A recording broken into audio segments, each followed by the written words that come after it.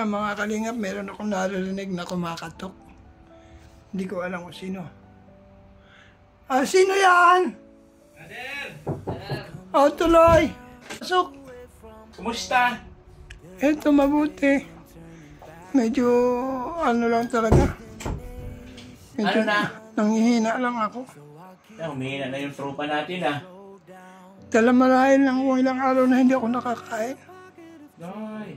Lalo namin yung vlog mo, kaya nag-alala kami. Nagpapaalam ka na doon ay. Ganun ba?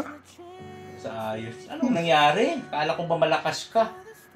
Hindi ko rin alam eh. Yan. Bigla na lang ako napahiga, tapos di na ako nakahinga. Iyak na si ate ay. Hindi ko nga Ano nang sinasabi mo, nagpapaalam ka na.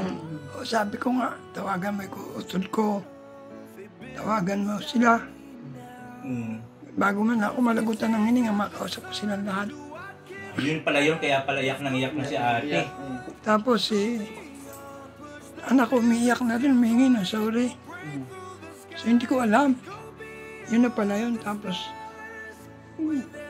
sinasampa lang ang mukha ko ng misis ko dito. Pilit akong ginigising. Hindi ko na alam yung nangyari. Nag-alala naman kami. Takto naman, linggo. Kasi linggo lang kasi kami mayroon ng time eh. Kaya andun man sila kuya sa sa Blue Rock. May handaan na. Salamat naman kahit busy kayo ay nakarating kayo. Oo naman, siyempre. Namimiss namin kasi ayan po sa mga viewers po kasi ni Brother Paz. Kumbaga di kasi ako especially ako, di ako sanay na ganun makita yung ganung kalagayan ni Brother na napakahina. Unlike dati kasi, alam nyo naman yung mga video namin dati, puro harutan. Si Brother, para yung inaano pa ako ni Brother pang inaalsa. Mahilig ba niya magbuhat kahit sa akin? Bubuhatin man ako niyan. Paglalambing ko lang yun. Kaya nga eh. Naalala mo, Nathan, na mayroon tayong pinag-pray na bed reading? Iba ang dami kong pinag-pray. Parang tama yung sabi ni Van, pagka ikaw nag-pray. Lilipat sa'yo yung Parang ganun lang nangyari. Oo nga, Para isubok din siguro marahil yung faith ko. Malamang. Kasi napansin ko, ako yung mga pinag-pray ko, lalo na yung malala. Sila Bina, sila Jessica, sila Rubilin. Napakaraming gumaling eh. Siguro parang nagalit ang demonyo, no? Ilipat nga natin yung sakit kay Brother Paz para Naisip ko nga. subukin na kung kaya ba niya. Naisip ko nga, Brother. Alam si Brother Paz, mahilig to magdasal eh. Maraming binadasalan yun eh. Pero sarili niya, bumigay, hindi madasalan. Siguro parte yun ng mga pagsubok, Brother. Oo, siguro. Na sabihin ng Panginoon, ikaw nga, ka sa ibang tao, yung sarili mo naman ngayon. Kaya doon mo siguro masusubok yun. Ako dati. Gabing ako dati. Kaya alam niyo, sa totoo lang, sa bawat ginagawa natin talaga dapat may kalakip na panalangin na Lord, protectionan mo ako. Every time I pray, hindi ko na ipag-pray na protectionan ako na bumalik yung mga sakit. Kasi ako, nag-eager ko. Pig-pray sila kasi galing sa puso ko yung prayer ko. Nagumaling sila kasi naawa din ako. So tumagal yun ng tumagal. Tapos sa mga bahay, baga ang iba, mga abandon. Siyempre may mga spirit yan. Yung mga nakatira doon, oo. So, biblical baga yan, pag ang isang bahay na walang grabing spirit yan. Ano dito mo? Kumusta na yung mo? Pagkain? Nakakain ka pa ba? Gatas, insure. Ito, pagkain mo, di mo na ito naubos eh. Hindi ko na kayang ubusin, sinusuka ko lang eh. Ganun, hindi na nag-active ang pagkain. Tiyan mo, hindi na nag-ano ng Hindi na. Parang may bukol at sa dito. Ito, pumipintig oh. Ganun. Grabe na, late. Ayoko nga no? Kaya, Pipintig-pintig. tanging Kasi hino na yan, yung parang walang laman ang ba? Parang buntis na si Brad. Buntis. Oh, parang buntis na.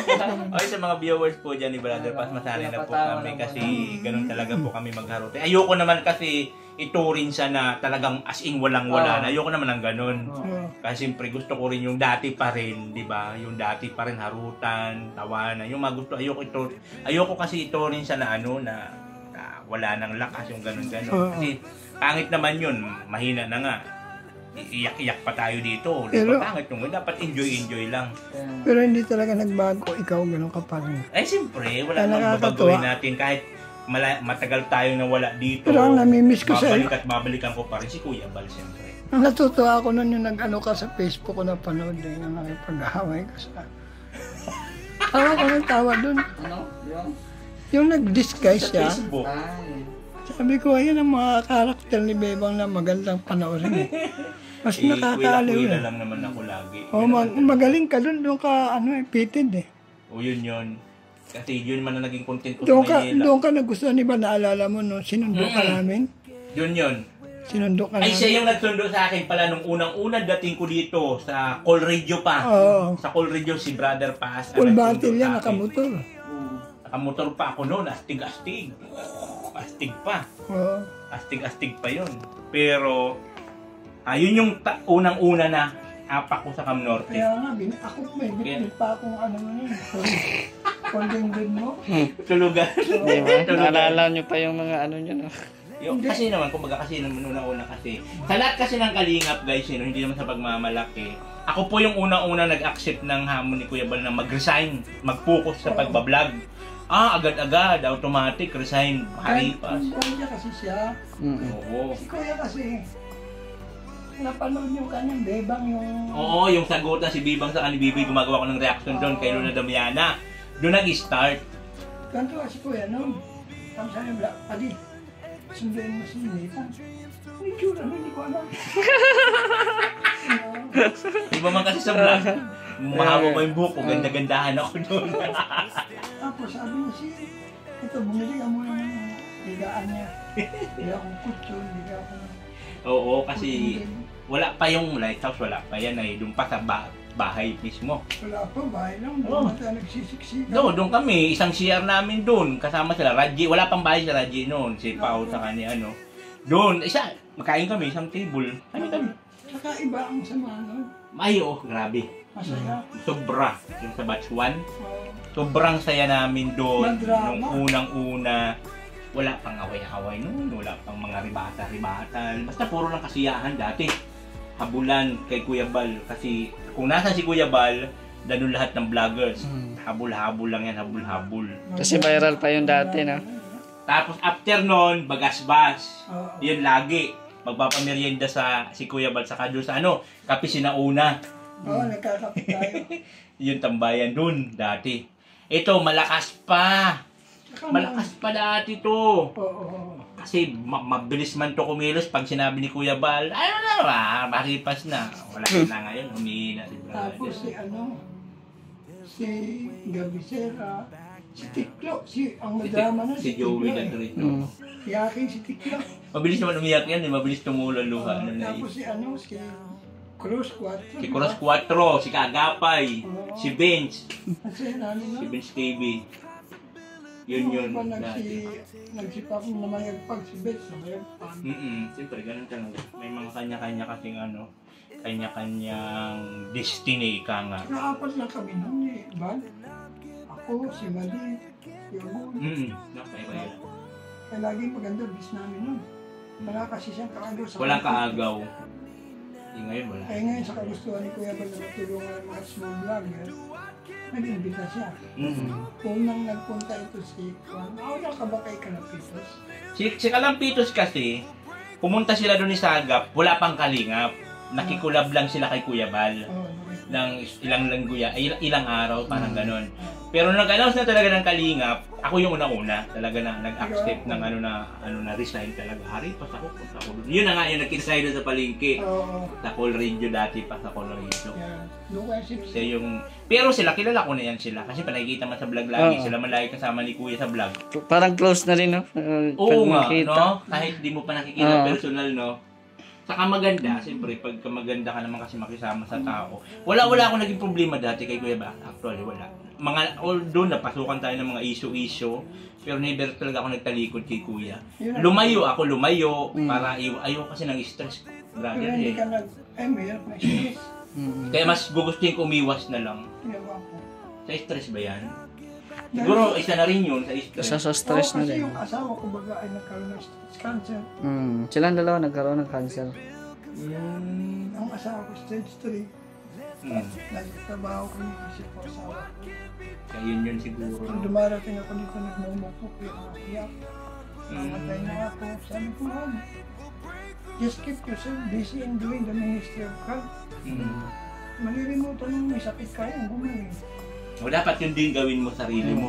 Huwag ka pa yung ano. Nag-live streaming ako kasi hindi ko kayang mag-live ngayon.